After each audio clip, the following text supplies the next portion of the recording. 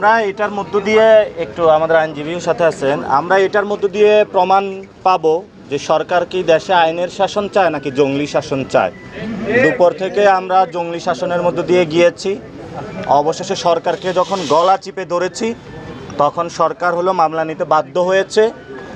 আমরা পুরো 18 কোটি মানুষেরকে বলবো সরকারের আপনারা গলা চিপে ধরুন, যাতে সরকার আইনের শাসন বাস্তবায়ন করে, কোনো জঙ্গলি শাসন নয়, এবং আইনমন্ত্রী তার বাড়ি থেকে আইনের শাসন বাস্তবায়ন শুরু করবেন বলে আমরা আশা রাখি। স্বরাষ্ট্রমন্ত্রী দেশে বিভিন্ন জায়গায় কথা বলছেন, কিন্তু থানার যে পরিস্থিতি, তার থানাগুলো ওনার ভিজিট করা প্রয়োজন। এটা কোনো থানা নয়, এটা আমাদের মধ্যযুগীয় বর্বরতার একটা যদি কোনো নিদর্শন থাকে সেটা হলো বাংলাদেশের বর্তমান থানাগুলো। এটা নির্যাতিত মানুষের জন্য আরও অভিশাপের জায়গা। কোনো মানুষ যদি থানাতে ন্যায় বিচার প্রত্যাশা করে মামলা করতে চায়, এটা বাংলাদেশের আমি আজকের যে পরিস্থিতির মধ্যে দিয়ে গিয়েছি সুস্থ স্বাভাবিক কোনো যাত্রা নয়। এখানে যখন উপরের কল এসেছে তখনই মামলা নেওয়া হয়েছে। তারা দুপুর থেকে আমাদেরকে ঝুলিয়ে রেখেছে, বিদ্যুৎ বন্ধ করে দিয়েছিল। আমরা সুনির্দিষ্ট তথ্য প্রমাণের ভিত্তিতে 8 জনের নামে মামলা দিয়েছি। এটি ছিনতাইয়ের মামলাও আছে সেখানে, কারণ আমাদের ক্যামেরা, মোবাইল সব কিছু তারা চুরি করে নিয়ে গিয়েছে। এবং আমরা আশা করব উত্তম এবং ন্যায় বিচার পাব।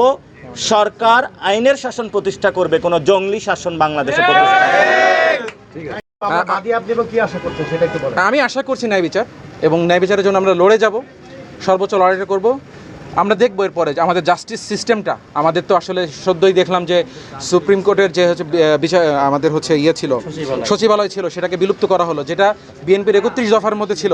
বিচার বিভাগের স্বাধীনতা রক্ষার জন্য তারা যেই প্রতিশ্রুতি দিয়েছিল সেই প্রতিশ্রুতি তারা নিজেরা এখন ভঙ্গ করছেন। তো তারা তো নানা রকম জাস্টিফিকেশন দেন, হ্যাঁ, কাগজে কলমে ছাড়া তারা বাস্তবে তারা আমাদের বিচার ব্যবস্থাকে তারা উন্নত করছেন। তো আমরা দেখব আসলে কতটা উন্নতি হয়েছে। তাদের দলের অফেন্ডার, হামলাকারীরা আইনের আওতায় আসে কিনা, সঠিক বিচার তাদের বিচারের সম্মুখীন তাদেরকে করা হয় কিনা, এটা আমরা দেখব। আমি আশা করছি ন্যায় বিচার, এবং ন্যায় বিচারের জন্য আমরা লড়ে যাব, সর্বোচ্চ লড়াইটা করব। আমরা দেখব এরপরে যে আমাদের জাস্টিস সিস্টেমটা, আমাদের তো আসলে সদ্যই দেখলাম যে সুপ্রিম কোর্টের যে হচ্ছে বিচার আমাদের হচ্ছে ছিল সচিবালয় ছিল, সেটাকে বিলুপ্ত করা হলো, যেটা বিএনপির 31 দফার মধ্যে ছিল। বিচার বিভাগের স্বাধীনতা রক্ষার জন্য তারা যেই প্রতিশ্রুতি দিয়েছিল সেই প্রতিশ্রুতি তারা নিজেরা এখন ভঙ্গ করছেন। তো তারা তো নানা রকম জাস্টিফিকেশন দেন, হ্যাঁ, কাগজে কলমে ছাড়া তারা বাস্তবে তারা আমাদের বিচার ব্যবস্থাকে তারা উন্নত করছেন। তো আমরা দেখব আসলে কতটা উন্নতি হয়েছে। তাদের দলের অফেন্ডার, হামলাকারীরা আইনের আওতায় আসে কিনা, সঠিক বিচার তাদের বিচারের সম্মুখীন তাদেরকে করা হয় কিনা, এটা আমরা দেখব।